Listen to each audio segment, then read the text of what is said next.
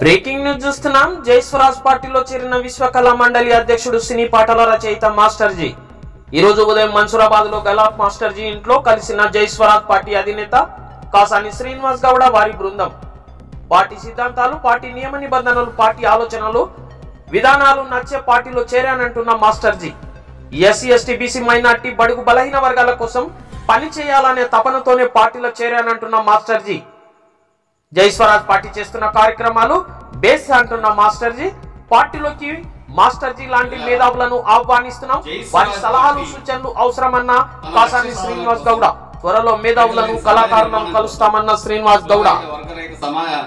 మతరహిత వివక్ష లేని సమాజ నిర్మాణం కోసం పుట్టి ఈ దేశంలో ఉన్నటువంటి సబ్బండ వర్గాలు వివక్ష లేకుండా సర్వ సంపదలను సమానంగా అనుభవించాలనే లక్ష్యంతో పనిచేస్తున్నాం. దీనిలో భాగంగా తెలంగాణ రాష్ట్రంలో ఉన్నటువంటి మేధావులు, కుల సంఘాలు, ప్రాంత సంఘాలు, వివిధ ఆలోచనలతో పనిచేస్తున్నటువంటి వాళ్ళు, కళాకారులు, గొప్ప గొప్ప వ్యక్తులు, సమాజం కోసం 10 మంది కోసం కూడా పనిచేస్తున్నటువంటి వ్యక్తుల్ని కలవటంలో ఎజెండాగా తీసుకున్నాం. అనేక మందిని ఇప్పటికే ఈ రాష్ట్రంలో ఉన్నటువంటి మేధావుల్ని, గొప్ప వ్యక్తుల్ని జై స్వరాజ్ పార్టీ కలవటం జరిగింది. ఈరోజు జై స్వరాజ్ పార్టీ హైదరాబాద్లోని ప్రముఖ గాయకుడు, రచయిత, సామాజికవేత్త, అనేక సంఘాల్లో, అనేక పోరాటాల్లో ప్రత్యక్ష అనుభవం ఉండి సమాజం కోసం వివక్ష లేని సమాజ నిర్మాణం జరగాలనే లక్ష్యంతో పనిచేస్తున్నటువంటి బుద్ధిస్టు అయినటువంటి గొప్పలు పెద్దవారు మాస్టర్ జీ గారిని ఈరోజు మా పార్టీ సీనియర్ నాయకులు గోల్కొండ రత్నం గారు, ఆర్ఎస్జే థామస్ గారు, అదేవిధంగా దాసు గారు, అదేవిధంగా మాటూరి కృష్ణమోహన్ గారుతో కలిసి ఈరోజు హైదరాబాద్లో ఉన్నటువంటి మాస్టర్ జే గారి ఇంటిని సందర్శించడం జరిగింది. వారి దగ్గర వారి ఈ 40-50 ఏళ్ల సుదీర్ఘ అనుభవం మేము నేర్చుకోవడం జరిగింది ఒక విద్యార్థులుగా. ఎందుకంటే పెద్దల అనుభవాలు మాకు అవసరం. ఈ పార్టీ ప్రతి ఒక్కరికి అవసరం.